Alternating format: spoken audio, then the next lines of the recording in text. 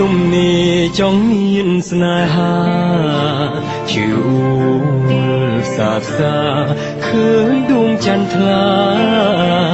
នៅឆ្ងាយដួងច័ន្ទឯកាចង់បន់ទៀបកាយធម្មជាតិទាំងឡាយច័ន្ទសុំផ្ញើកាយបំភ្លឺរីត្រីច័ន្ទរៀងរាល់យប់សម្រាប់គ្រប់គ្នាបេះដូងកំព្រីមើលច័ន្ទត្រៀបពីផែនដីដួងច័ន្ទយប់នេះអបអររស្មីដឹងទេហេតុអ្វីគឺព្រមកាំងវៃមិនយល់ចិនដាសូមលិនមើលមេមិនចង់ដាក់មេ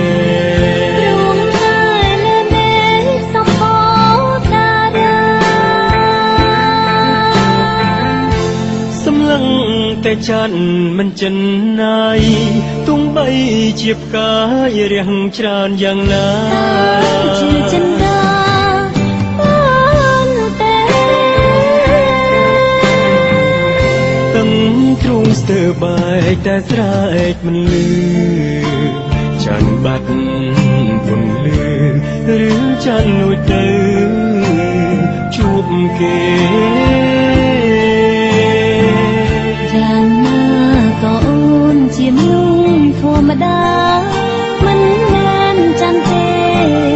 នាងដែលបងស្នេហ៍គឺជាដួងច័ន្ទ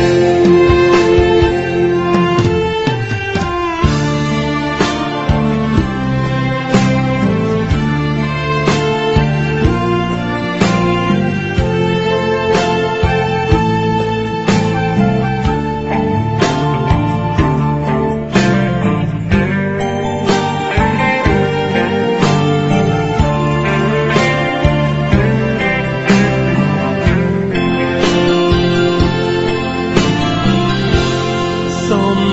លិនមើលមេមិនចង់ដាក់ភ្នែករួងតែលើមេសម្បូរតារាសម្លឹងតែច័ន្ទមិនចិនណាយទោះបីជាផ្កាយរាំងច្រើនយ៉ាងណាជាចិនដា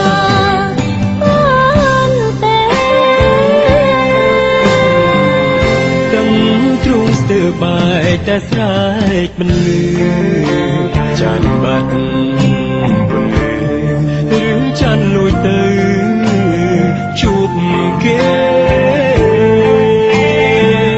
យ៉ាងណាក៏អូនជាមនុស្សធម្មតា